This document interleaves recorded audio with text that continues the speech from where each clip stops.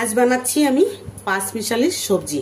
সব রকমের সবজি কেটে নিয়েছি আমি, এর মধ্যে একসঙ্গেই রেখে দিয়েছি।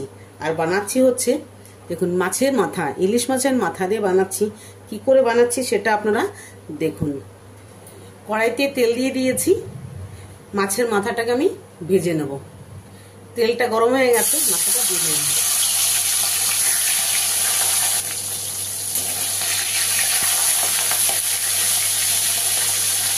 ফোড়ন দেওয়ার জন্য নিয়েছি 5 ফোড়ন, একটা শুকনো লঙ্কা আর একটু ধনিয়া আর জিরা পাউডার। ভাজা হয়ে গেছে, এবার আমি উঠিয়ে নেব। তেলের মধ্যে 5 ফোড়ন আর শুকনো লঙ্কাটা দিয়ে দেবো।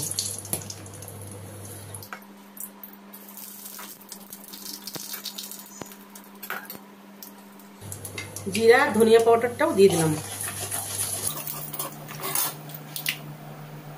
সবজিগুলোকে মশলার উপরে ছেড়ে দিলাম।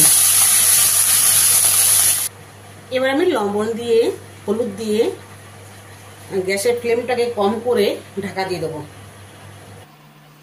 আমি 3 থেকে 4 মিনিটের জন্য ঢাকা দিয়ে রেখে দেবো। আমি কিন্তু একটু জল অ্যাড করব না। দেখুন কিছুটা আমার কমে গেছে, এবার আমি লঙ্কা দিয়ে দেবো।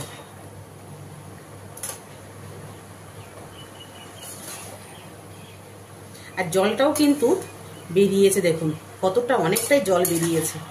তো সবজির জলেই আমি সবজি রান্না করছি।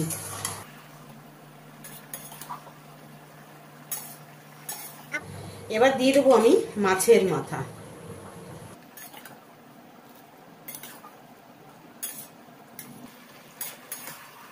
এবার অল্প করে আমি চিনি দিয়ে দেবো।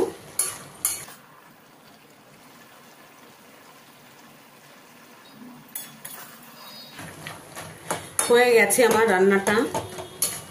তো কেমন লাগলো আপনাদের মিক্সড ভেজিটেবলসটা অবশ্যই কমেন্ট করে জানাবেন আমাকে। এবার আমি ধনিয়া পাতা ছড়িয়ে দেবো। আমি এবার নামিয়ে নেব।